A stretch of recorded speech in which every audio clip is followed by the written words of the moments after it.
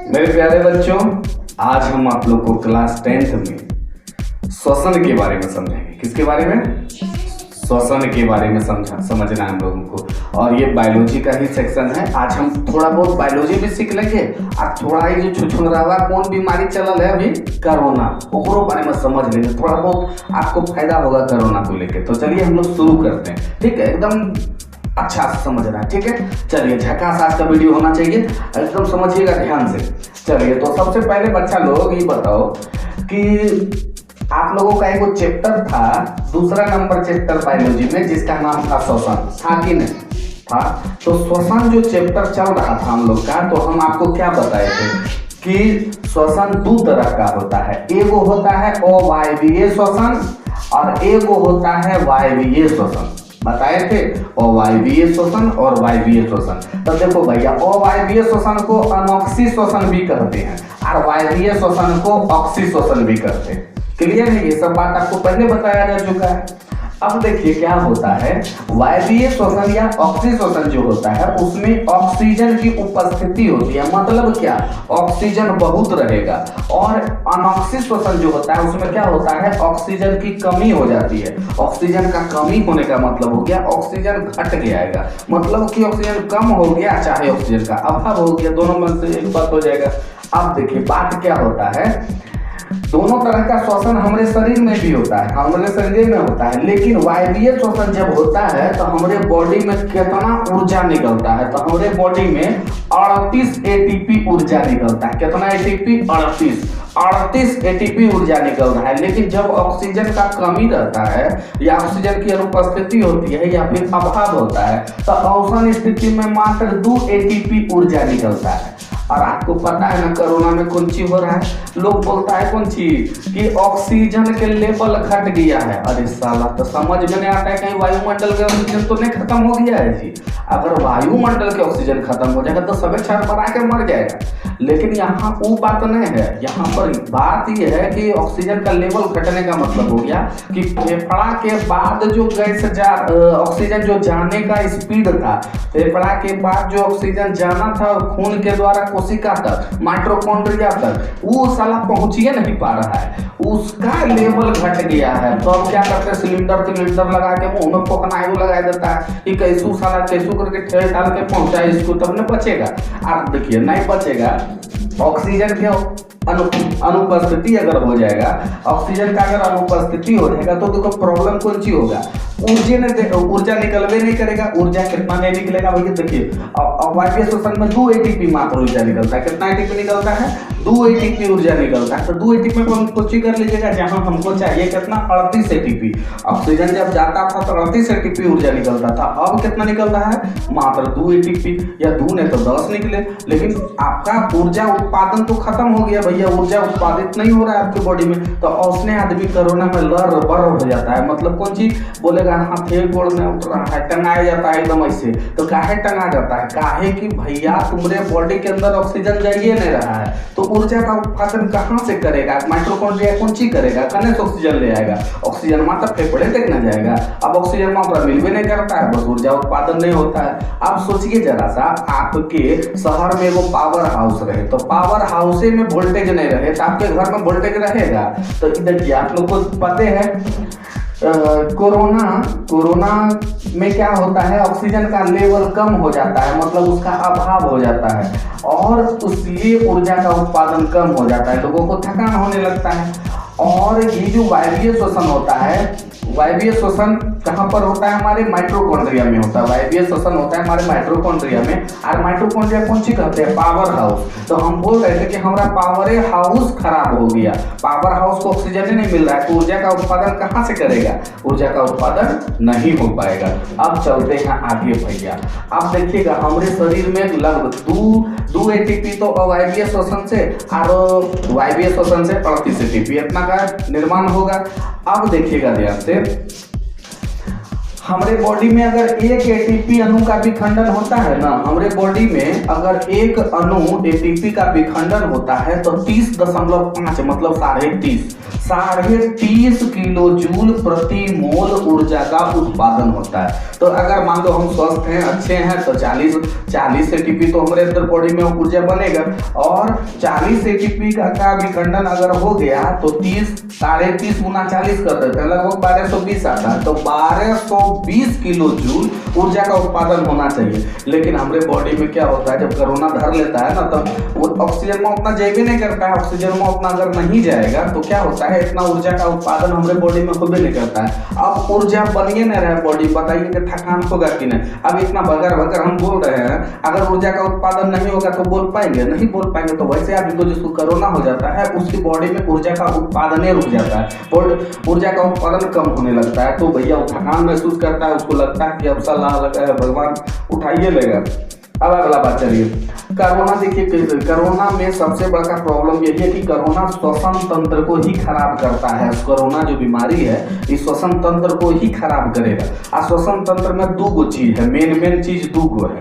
पहला नंबर तो वो श्वास नली है, यहाँ से यहाँ तक, इसमें भी लफड़ा हो सकता है। इसमें लफड़ा जो होता है तो लोगों को कुछ होता है कि खांसी, सूखल खांसी हो गया और खराश जैसा पूरे गला में लगेगा, ये सब होते रहता है गला में। एक कारण ज्यादा लफड़ा नहीं है, क्या कि पैपा अच्छे रहता है, मोट रहता है। कितना मोट रहता है देखिए, पैपा रहता है कितना भैया, ये जो श्वास नली होता है जिसको हम लोग ट्रकिया कहते हैं, 16 mm व्यास वाला होता है। तो 16 mm व्यास अच्छे हो गया तो 16 mm व्यास रहता है, तो अंदर अगर कोरोना वायरस चारों ओर फंसियो गया तो ये हम लोग का खाली खुर खार करेगा, लेकिन ठीक ठाक रहता है।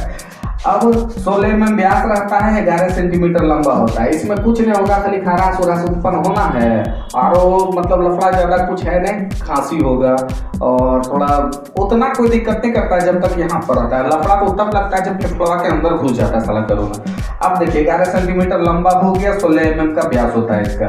अब क्या होता है कि यहाँ से ये जो श्वास नली गया ना, ये आगे चल के दो भाग में बढ़ जाता है। यहाँ के बाद दो भाग में बढ़ता है। दो भाग में कौन चीज, दो गो श्वसनियों में बढ़ जाता है। देखिए यहाँ पर से आया ना श्वास नली, इसी को बोलते हैं हम लोग कौन चीज, इसको बोलेंगे श्वास नली या ट्रेकिया। यहाँ से दो भाग बन गया कि नहीं, एगो रास्ता इधर चल गया, एगो रास्ता इधर चल गया, तो दो गो श्वसनियों में बढ़ गया। और एक बाद जब आता है तो एक आगे फिर पाइप इधर खुल रहा है। देखिए कितने पाइप खुल गया। इसको क्या बोलते हैं, इसको बोलते हैं श्वास निकायों। बहुत सारे श्वास निकायें खुल जाती है। और एक ऊपर में होता है कौन चीज, ये होता है वायु कुपिकाएं। एक बात कौन सी होता है बेटा, वायु कुपिकाएं होती है, ये से वायु कुपिकाएं होती है। और जब साला भी होता है, कोरोना होता है, तो यही वायु कुपिका में, ऐसे तो हम देखो इतना बड़ा डॉक्टर है नहीं, लेकिन लफड़ा तो ऐसे है, तभी तो सांस लेने में दिक्कत हो रहा है, ये सब में प्रॉब्लम करने लगता है। और यहाँ पर कौन सी होता है, यहाँ पर ये जो वायु कुपिका होता है, यहाँ पर रक्त वाहिनियों का घना जाल होता है। घना जाल होता है, किसका घना जाल होता है, रक्त वाहिनियों का। यहाँ से रक्त जुड़ा हुआ रहता है और यहाँ पर रक्त का हीमोग्लोबिन आता है और किसको पकड़ के ले जाता है, ऑक्सीजन को। लेकिन यहाँ पर ऑक्सीजन को पारे न होने देता है, तो आखिर हीमोग्लोबिन की तरह पकड़ के ले जाएगा, एजे रोक देता है। अब देखिए ये तो लफड़ा हो गया भैया किसमें, श्वास नली में। ऐसे श्वास नली तक अगर है आपका कोरोना तो कोई दिक्कत वाला नहीं है। गर्म पानी उन्हीं पीजिए, गर्म दूध पीजिए, तो ये सबसे मतलब कि काढ़ा ताढ़ा कौन सी बोलता है, वो सब पी के ठीक कर सकते हैं, इतना में मार सकते हैं आप। लेकिन अगर बेटा फेफड़ा में घुस गया तो बेटा राम राम सत्य है। अब देखिए कोरोना का, देखिए फेफड़ा में घुसा रहा है। कोरोना जब फेफड़ा में जाता है, अब फेफड़वा है कौन सी, फेफड़वा दो गो गोल, दो गो, देखिए दो गो स्पंजी टाइप का, दो गो इस साइड में लगल है, एगो इधर एगो इधर, स्पंजी टाइप का फेफड़ा होता है दो गो। और क्या, ये थैला जैसा रहेगा, थैलीनुमा रहेगा, इसी टाइप का थैलीनुमा। अब ई कोची में एगो पुलूरा गुहा में, मतलब थैलीनुमा तो रहता है लेकिन पुलूरा गुहा में बंद रहता है। अब सोचिए फेफड़ा इतना सेफ्टी में रहता है, तैयो कोरोना उसको दिक्कत करता है। अभी देखिए पुलूरा गुहा में मतलब कि पुलूरा गुहा के अंदर आ गया, पुलूरा गुहा के अंदर कौन आ गया बेटा, पुलूरा गुहा के अंदर आ गया आपका फेफड़ा। अब प्लूरा गुहा के ऊपर भी प्लूरा मेम्ब्रेन का पतला आवरण रहता है, एकरो ऊपर एगो पतला आवरण रहता है। मतलब देखिए, सबसे पहले तो फेफड़ा किया, दूगो स्पंजी थैलीनुमा टाइप का ई रहेगा, कटरा में प्लूरा गुहा में रहेगा। अब ओकरो ऊपर प्लूरा मेम्ब्रेन का पतला आवरण रहेगा, जिसको पैराइटल प्लूरा बोलते हैं, पैराइटल प्लूरा। अब देखिए यहाँ पर हम बनाए हुए हैं, ये मान लीजिए आपका फेफड़ा है, ठीक है जी। इसके ऊपर ये वाला जो है, ये जो ऊपर एक तो दिए हैं, इसी को बोलते हैं प्लूरा।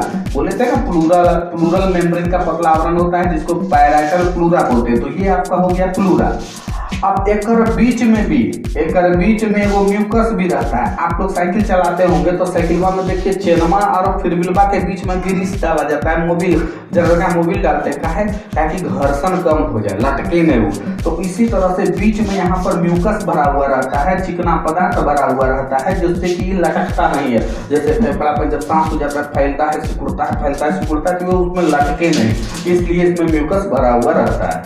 अब देखिए वायु, उसके आगे तो हम बताए थे कि वायु कुप्पिका रहता है, इसमें रक्त वाहिनियों का घना जाम रहता है, और एजे ना कार्बन डाइऑक्साइड और ऑक्सीजन का, CO2 और ऑक्सीजन का जो यहाँ पे आदान प्रदान होता है, एजे होता है। और ये जब कोरोना पकड़ता है तो एजे कुछ ना कुछ लफड़ा लगा देता होगा, एजे कुछ ऐसा लफड़ा लगाता होगा कि ऑक्सीजन को अंदर जाना ही नहीं देता होगा। हीमोग्लोबिन लेके कौन चीज जाएगा, तो हीमोग्लोबिन लेके जाता माइटोकॉन्ड्रिया के पास, तब ना वहां ऊर्जा का उत्पादन होता है। अब यहाँ से ले जाए में दिक्कत है, तो ऑक्सीजन के जाने का स्तर यहाँ घट गया।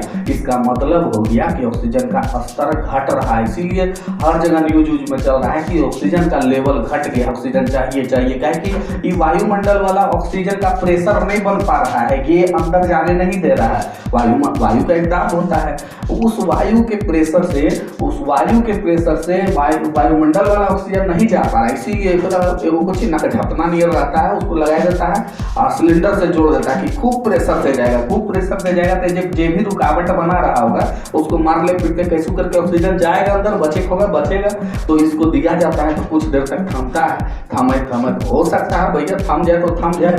इलाज चल रहा है, जैसे तो कोरोना का कोई इलाज है नहीं है। वो मेन बात बता देते हैं कि अभी हमारा बॉडी मजबूत, किसी भी इंसान का बॉडी मजबूत तभी रह सकता है, कोरोना से लड़ने के काबिल आपका बॉडी है कि नहीं। दो चीज आपके बॉडी में रहना चाहिए, पहला नंबर तो विटामिन सी रहना चाहिए बेटा, एकदम भरपूर मात्रा में विटामिन सी रखो बॉडी में। और दूसरा बात कौन सी है कि आपके शरीर के अंदर जिंक रहना चाहिए।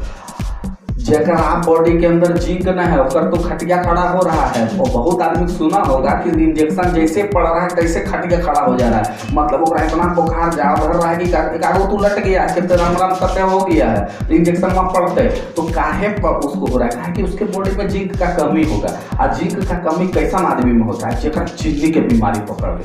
देखो जी, बॉडी के अंदर दो चीज होना चाहिए, विटामिन सी की कमी नहीं होना चाहिए, जिंक की कमी नहीं होना चाहिए। और जिंक, विटामिन सी तो भैया अपना खाने का चीज है, डेली खाओ, डेली विटामिन सी आएगा, ताकि हमारे बॉडी में विटामिन सी कहीं जमा होकर नहीं रहता है। जितना खाइएगा उतना रहेगा। तो डेली जैसे आंवला हो गया, नींबू हो गया, तो ये सब चीज खाते जाइए, संतरा हो गया, ये सब खाइए। विटामिन सी वाला जितना भी चीज होता है वो खाते रहिए, तो डेली के डेली खाते रहिएगा, विटामिन सी मिलते रहेगा।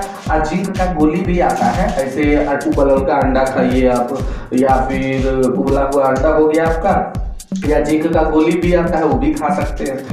अब चीनी रोगी जो होता है, जेकर डायबिटीज हो जाता है, चीनी की बीमारी धर लेता है, ओकरा तो लफड़ा है।